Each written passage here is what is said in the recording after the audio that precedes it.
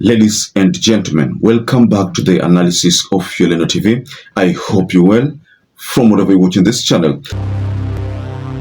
Now, after weeks of speculation regarding this story of Uhuru being diagnosed with cancer, Uhuru suddenly surfaced at Abidjan in Cote d'Ivoire for a high-level meeting, and this resurfacing of Uhuru shocked many people who believed that Uhuru was hospitalized.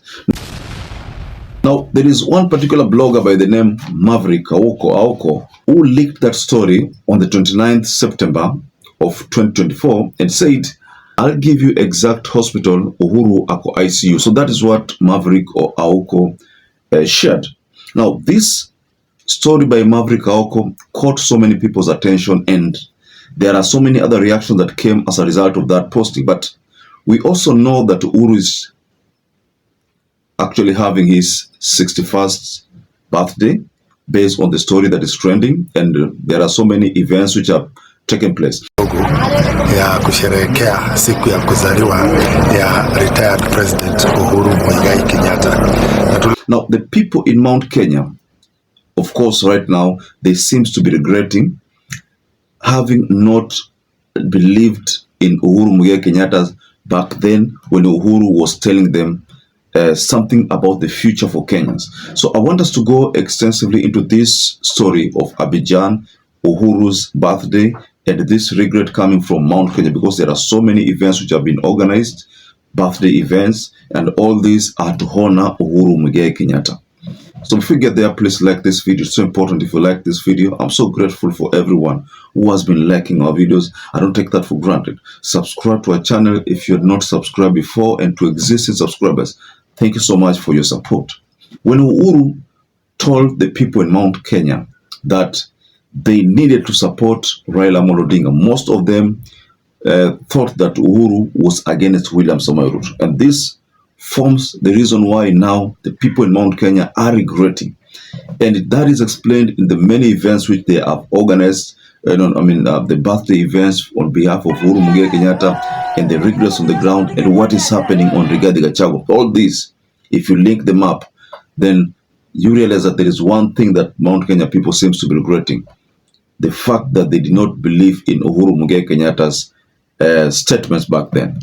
Nimeterere mekunywa na kiharo-ini ngiaria iria ndiri nacio ciakwa na uma wakwa ndimakagio ni tundu tunini, lakini kwa hii mchezo ambaye tunawenda ikijayo, tunataka mtu mtulivu, mtu wa heshima, mtu ana mwelekeo, mtu ana nidhamu, mtu ana fikira za wananchi ambao anaongoza. Hataki kuwatupa kwa mtaro.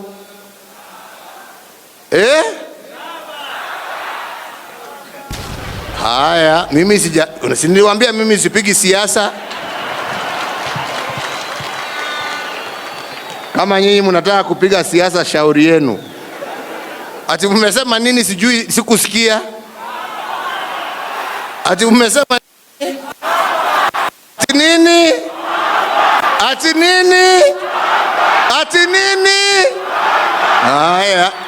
Haya, mimi sijasema chochote. Mimi nilikuwa naongea juu ya magari, sijui nini. And as if that was not enough, during the demonstrations or the Azimio demonstrations, the people in Mount Kenya invaded Uhuru's farm, and you know what happened? The sheep and the like, the story behind that. And then there is this talk of, Kuria and Gachagua and Ichungwa making some very bad statements about Mama Ngina Kenyatta.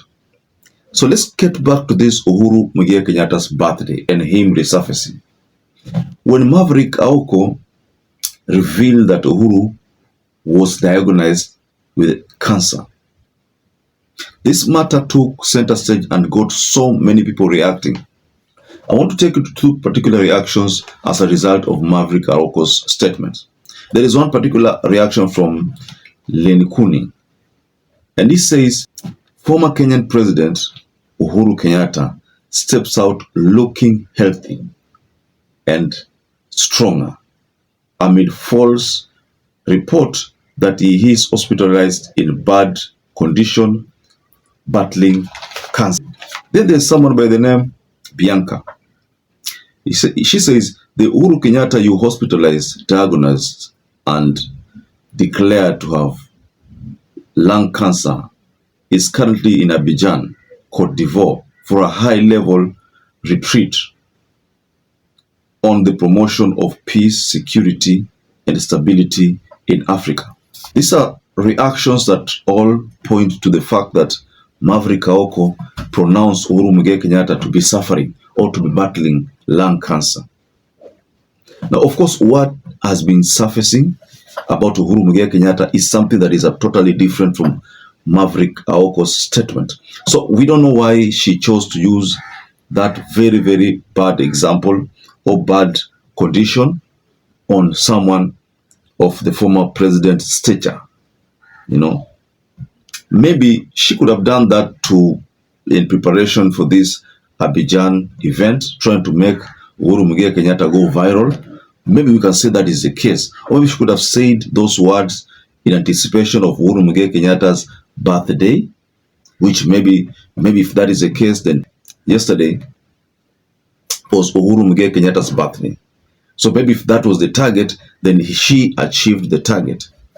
Maybe if the target was to make people prepare for an event where Uhuru Muigai Kenyatta will be featured, then I think that also worked, because Uhuru was spotted in Abidjan, and then later on there was a phone call conversation between the people at Kameme FM and Uhuru Muigai Kenyatta, and you saw the reaction there, whereby there are so many people talking about that matter. So back to Uhuru. I don't know how many of you now regret that maybe you didn't listen to Uhuru. Maybe when he told you to, look things his way, you could have seen that maybe Uhuru was trying to hoodwink you. Maybe Uhuru was not trying to be just by, refusing to support the person who supported him. William Ruto. Are you the kind of people who now regret that maybe you ought to have listened to Uhuru Muigai Kenyatta? I know there are so many people, especially in Mount Kenya.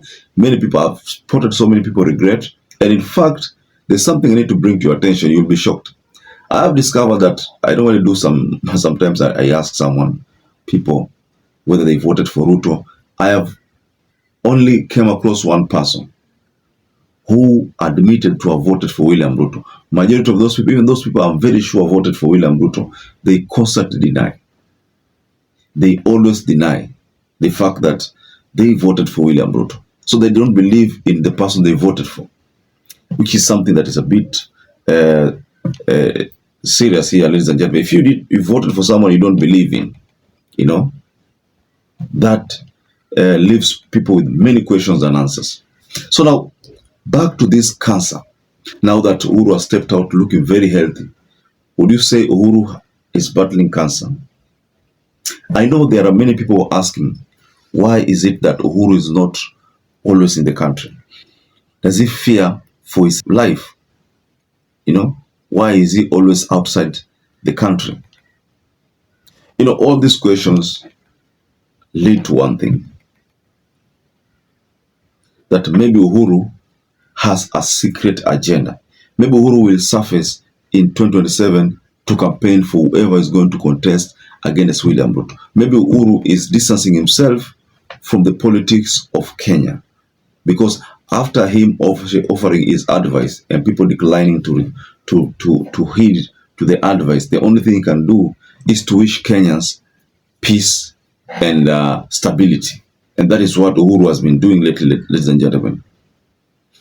So I want to raise my case, but what do you think about this statement that Maverick Aoko released, disclosing some wrong diagnosis or wrong information about Uhuru Muigai Kenyatta's cancer status? That was not called for, but she did that. So perhaps if you're watching this video and you've not subscribed, take 1 second and subscribe, like this video. Until you catch up again, stay safe and stay blessed.